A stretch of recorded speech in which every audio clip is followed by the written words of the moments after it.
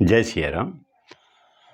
दर्शकों की डिमांड है कि प्रत्येक लग्न की कुंडली में प्रत्येक भाव में प्रत्येक ग्रह का क्या फल होगा, इसके विषय में दैनिक रूप से चर्चा की जाए। तो इसी के आधार पर ये निर्णय लिया गया है कि ये फलादेश दैनिक आधार पर आज से किया जाएगा। और इसी क्रम में मेष लग्न की कुंडली में लग्न भाव में सूर्य की स्थिति का क्या फल प्राप्त होगा, इसकी चर्चा आज होगी। ये मेष लग्न की कुंडली है। इसमें लग्न भाव में मेष राशि है। इसमें सूर्य स्थित है, उच्च का सूर्य है ये। और उच्च का सूर्य बहुत प्रभावशाली होता है। और यदि ये सूर्य पाप ग्रह से पीड़ित न हो तो बहुत ही अच्छे फल इस कुंडली में देगा। ये जो सूर्य है लग्न भाव के अच्छे फलों को प्रभावित करेगा और पंचम भाव के अच्छे फलों को प्रभावित करेगा डायरेक्टली, और इनडायरेक्टली ये प्रभावित करेगा भाग्य भाव को भी। तो इसमें देखिए कि सूर्य अगर लग्न में उच्च का होगा तो एक तो जो सूर्य के गुण हैं और उसमें जो उसका राजकीयपन है, एक तो पिता से लाभ प्राप्त होना और पुत्र से पिता को लाभ प्राप्त होना, जातक को राज्य से लाभ प्राप्त होना और उसका राजतंत्र में दखल होना, ये स्पष्ट उच्च के सूर्य से स्वतः ही हो जाता है। और यदि वो लग्न में हो तो लग्न जो कि एक शारीरिक गठन से भी संबंधित होता है, आत्मविश्वास से भी संबंधित होता है और स्वाभिमान से भी संबंधित होता है, स्वास्थ्य से भी संबंधित होता है।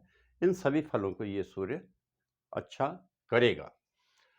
तो ऐसा व्यक्ति एक तो आत्मविश्वासी होगा, उसमें आत्मबल होगा। दूसरा सामर्थ्यवान होगा। सामर्थ्यवान का मतलब जो काम करना चाहेगा और जो सोचेगा, जो संकल्प लेगा, उसको पूरा कर पाएगा। तीसरा प्रभावशाली होगा, समाज में उसका प्रभाव होगा कि हाँ भाई उसकी एक पहचान होगी कि फला नाम का एक व्यक्ति है, ये है सो है, समाज में उसका अच्छी प्रतिष्ठा होगी। और अधिकार संपन्न होगा, उसके हाथों में अधिकार भी होंगे और राजमान्य भी होगा, यानी कि गवर्नमेंट में उसका अच्छा दखल होगा। और क्योंकि ये जो सूर्य है ये पंचमेश भी है और पंचम भाव जो होता है विद्या बुद्धि से संबंधित होता है, वाणी से संबंधित होता है, संतान से संबंधित होता है। तो ये सभी फल इनसे संबंधित जो भी फल हैं इस जातक को अच्छे प्राप्त होंगे, क्योंकि इसका स्वामी लग्न में है और उच्च का है। तो इसलिए पंचम भाव के समस्त फल इस जातक को अच्छे मिलेंगे। ये फल किससे संबंधित होते हैं? ये तो विद्यावान होगा ये व्यक्ति और संतान इसकी अच्छी होगी। इस जातक से संतान को भी लाभ होगा और संतान से जातक को भी लाभ होगा और विद्या से भी इस जातक को लाभ होगा। उसकी समाज में प्रतिष्ठा बढ़ेगी और इसकी जो वाणी होगी और इसका जो कहना होगा, जिसकी आवाज़ होगी, वो बहुत प्रभावशाली होगी और समाज पे वो असर डालेगी। हालांकि ये थोड़ा इसकी बुद्धि तीव्र होगी और वाणी थोड़ा कर्कश भी हो सकती है, लेकिन प्रभावशाली होगी और अच्छा प्रभाव डालेगी। तो ये विद्यावान होगा, बुद्धिमान होगा, संतान अच्छी होगी। लेकिन इसमें और पंचम भाव जब अच्छा हो जाता है तो क्योंकि पंचम से पंचम भाग्य भाव होता है, तो इस वजह से ये पंचम भाव का अच्छा होना ये भाग्य भाव को भी अच्छा कर देता है और वो धार्मिक भी होता है और भाग्य भी उसका साथ देता है।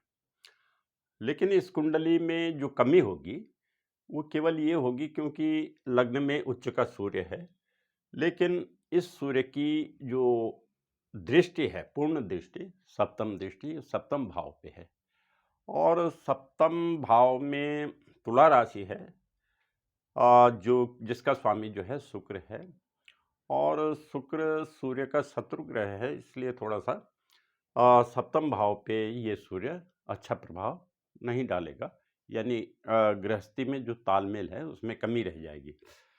और क्योंकि ये मेष लग्न की कुंडली है और मेष लग्न की जो कुंडली होती है उसमें आय भाव बाधक भाव होता है और उस बाधक भाव का स्वामी शनि होता है, इसलिए ये कुंडली थोड़ा सा आय में बाधा उत्पन्न करती है और इसको शनि को ठीक करके उसका दान वगैरह करके, जप हवन दान करके इस दुष्प्रभाव को कम किया जा सकता है।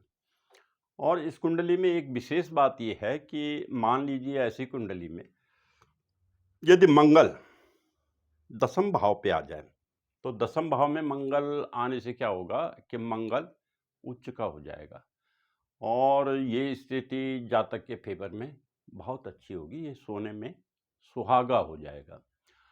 अब इसमें भी चर्चा कर लेते हैं कि यदि ये स्थिति जो मैंने बताई ये तब होगी जबकि ये सूर्य पाप ग्रहों से और शत्रु ग्रहों से पीड़ित नहीं होगा। और मान लीजिए कि अगर ये सूर्य पाप ग्रहों से पीड़ित हो जाए, पाप ग्रह कौन से होंगे? राहु होगा, शनि होगा, केतु होगा, ये पाप ग्रहों में से हैं जो कि सूर्य को पीड़ित कर देते हैं और कभी-कभी क्या होता है कि उससे पितृदोष भी पैदा हो जाता है।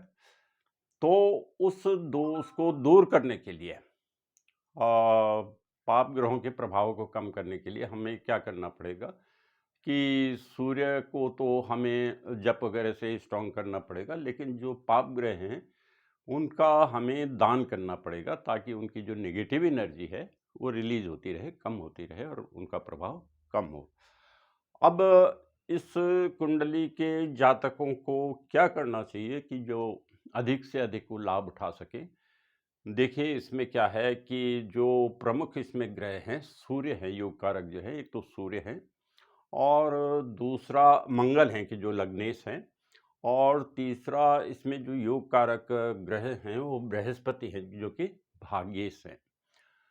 और इस कुंडली में जो इष्ट बनते हैं वो भगवान विष्णु बनते हैं और इष्ट मंत्र बनता है ओम नमो भगवते वासुदेवाय।